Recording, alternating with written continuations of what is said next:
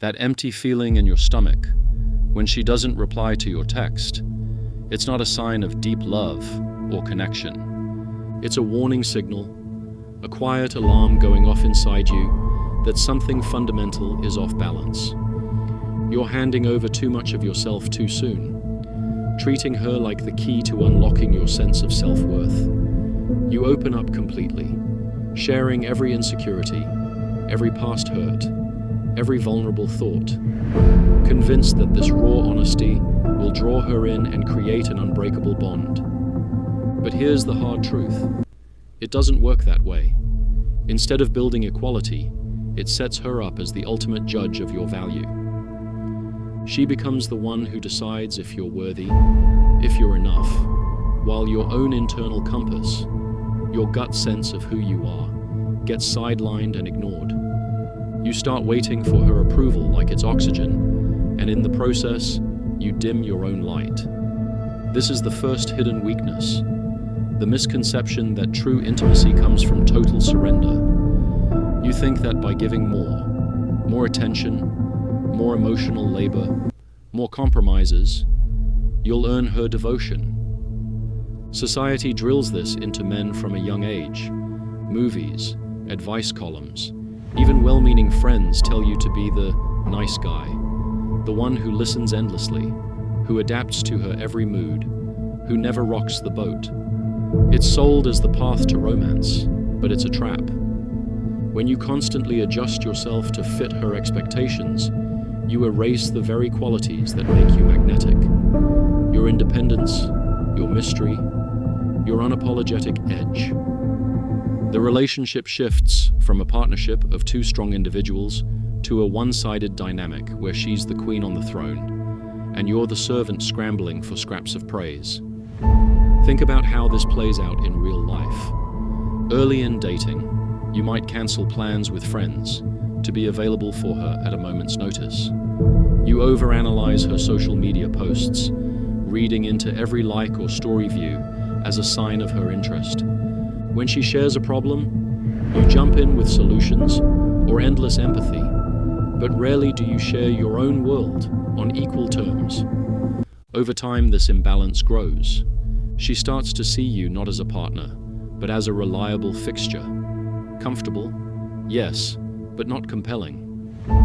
The excitement fades because there's no tension, no challenge. You've become predictable, and predictability kills attraction. Studies in psychology back this up. Relationships thrive on a balance of security and novelty. When one person is always accommodating, the novelty vanishes, and what's left is obligation. Worse, this weakness feeds on itself. The more you give without boundaries, the more you need her validation to feel okay about it. It's a cycle. You seek her approval, she senses your neediness, she pulls back slightly, and you double down to fix it. Before long, resentment builds, not just on your side, but hers too. She might not even realize why she's bored or frustrated. She just knows something feels off. And you're left exhausted, wondering why your efforts aren't enough. The fix starts with recognition. Stop treating her opinion as gospel. Your instincts matter just as much. Next time you feel that urge to overshare or over-adapt, pause. Ask yourself, am I doing this for me or to win her over? Reclaim that space. Share selectively, from strength, not desperation. When you do, the dynamic flips. She starts wondering about you, investing to uncover the man behind the mask. That's when real connection begins to form. But let's dig deeper into why this happens. At its root, this weakness stems from a fear of abandonment, wired into us from evolutionary times, when being cast out meant survival threats. In modern relationships, it manifests as over-attachment. You confuse the high of early infatuation, the dopamine rush of her attention, with sustainable love. Real love requires two whole people coming together, not one person completing the other. When you lean too hard, you create codependency, where her moods dictate your day. One offhand comment from her, and you're spiraling into self-doubt. This isn't strength, it's fragility disguised as generosity. To break free, practice detachment in small ways. Spend time alone without guilt. Hit the gym, read a book that fires you up, pursue a hobby that has nothing to do with her. Build a life so full that she's an enhancement, not the foundation. Over time, this shifts your energy. You stop performing for approval and start showing up as yourself. She'll feel it. The quiet confidence of a man who doesn't need her to define him. And that's intoxicating. Relationships built on mutual respect, not one-sided giving, last longer and burn brighter. Now let's move to the second hidden weakness, the true nature of what weakness looks like in relationships. It's not what most guys think. Weakness isn't being broke, short, or introverted. Those are just surface traits. Real weakness is the internal surrender, the point where you trade your core principles for short-term peace. Picture this common scenario. She's upset, maybe over something small, like a delayed response from you. Instead of addressing it calmly and directly, you panic. Your mind races with worst-case scenarios. Is she done with me? Did I mess up again? And you flood her with apologies, explanations, or gifts to smooth it over. Or worse, when she crosses a line, maybe a sarcastic jab at your job or friends, you swallow it. You tell yourself, it's not a big deal. I don't want to start a fight.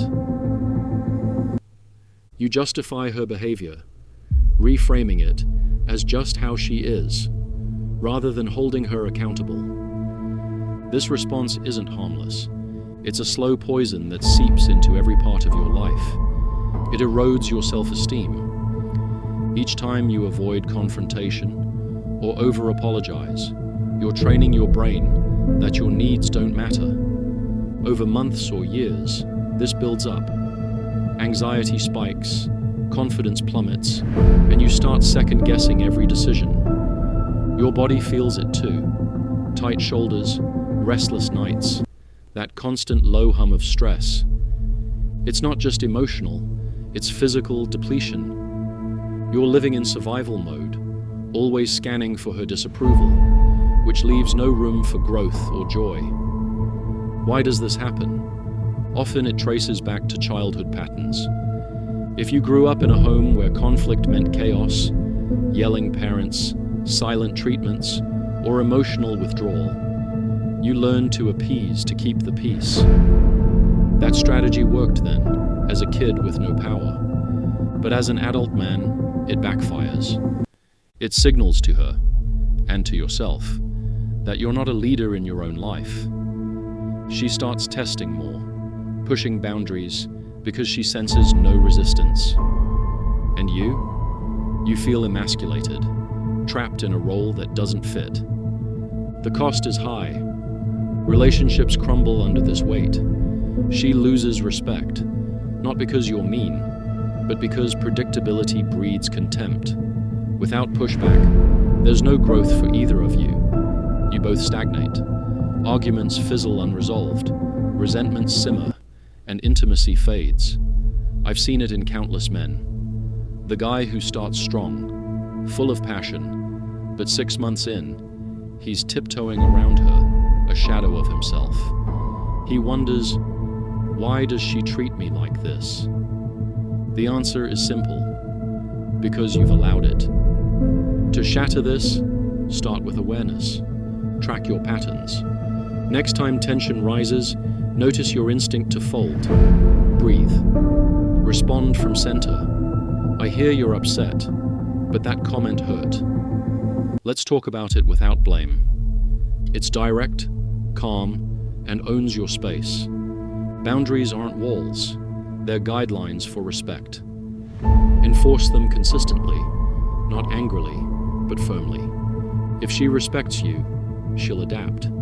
If not, that's information. She's not ready for a real partnership, Over time, this rebuilds your inner strength. You sleep better, stand taller, and attract healthier dynamics. Weakness isn't fixed overnight, but each small stand compounds into unbreakable resolve. This leads us to the third weakness: misunderstanding what women truly desire. Deep down, it's not endless niceness or grand gestures. It's a man with unshakable strength. Women don't run from boldness. They run from blandness. They leave not because you're too much, but because you're too little, too eager to please, too afraid to disagree. Attraction isn't logical, it's visceral. She wants to feel safe, yes, but also alive, challenged by someone who has his own world, his own standards, that she can step into without remaking him.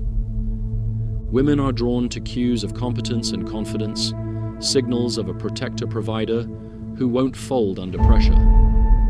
In practice, this means she craves polarity, the masculine energy that contrasts her feminine flow. When you're always agreeing, mirroring her energy, that polarity flattens. Everything becomes harmonious, but hollow. You've probably experienced it. The dates where you held back your opinion to avoid debate, and she seemed polite, but distant. Contrast that with times you spoke your truth, maybe teasing her lightly or sharing a bold vision, and her eyes lit up. That's the spark.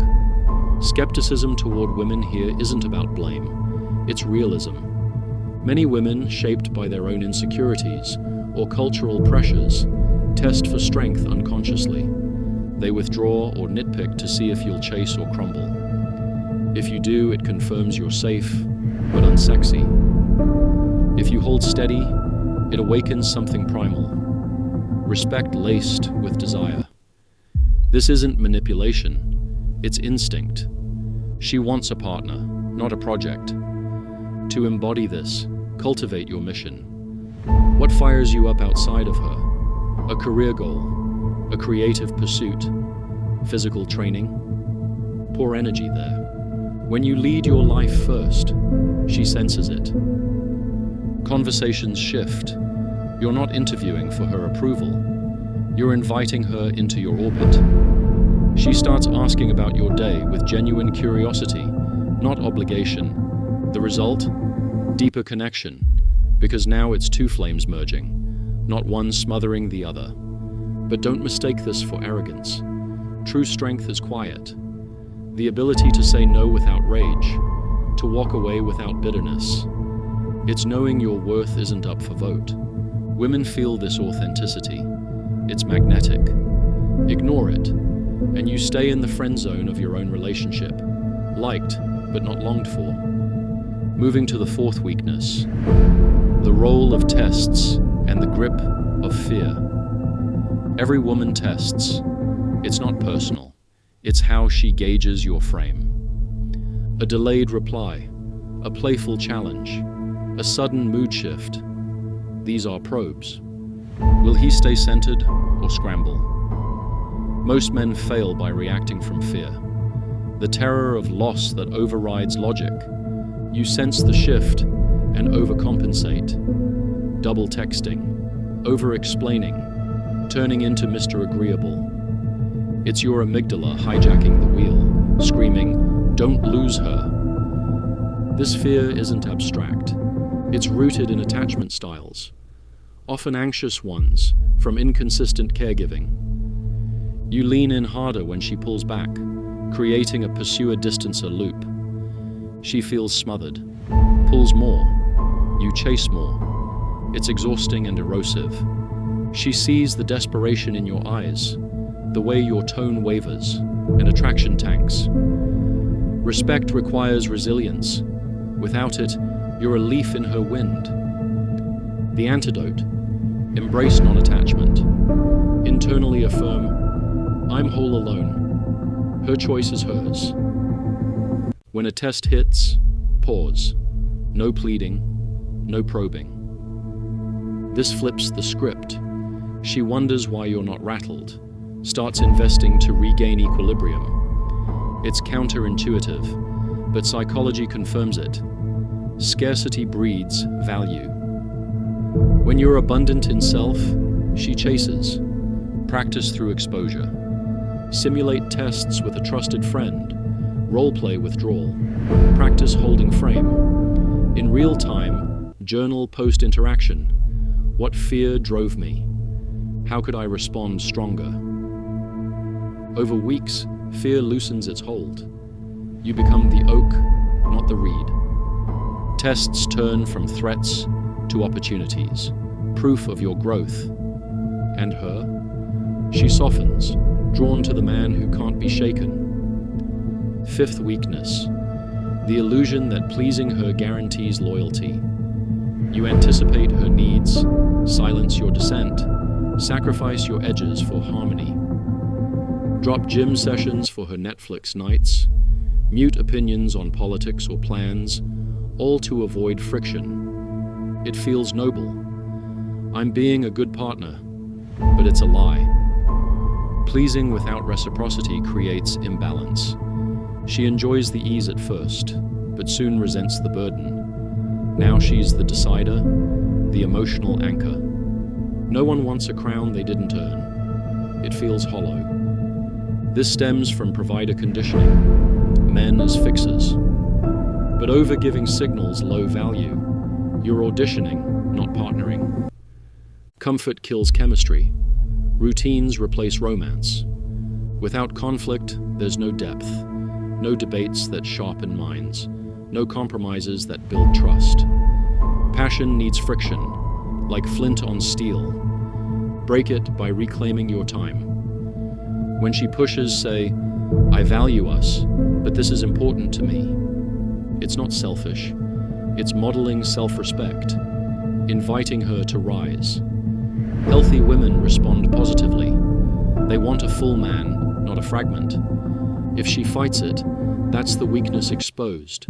Incompatibility, not your failing. Expand this. Reflect on past sacrifices.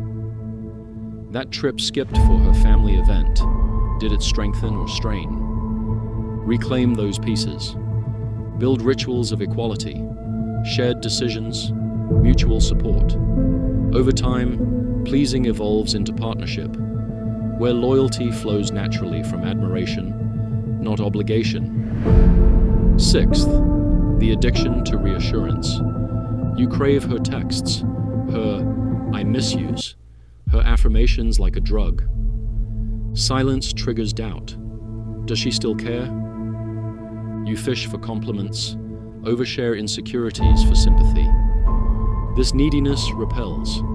She senses you're fragile, and it shifts power. You're the beggar, she's the gatekeeper. Attraction inverts. Rooted in low self-validation, it echoes in voids, perhaps from critical parents or past rejections. The brain loops on uncertainty, dopamine from her response reinforcing the habit. But it's unsustainable.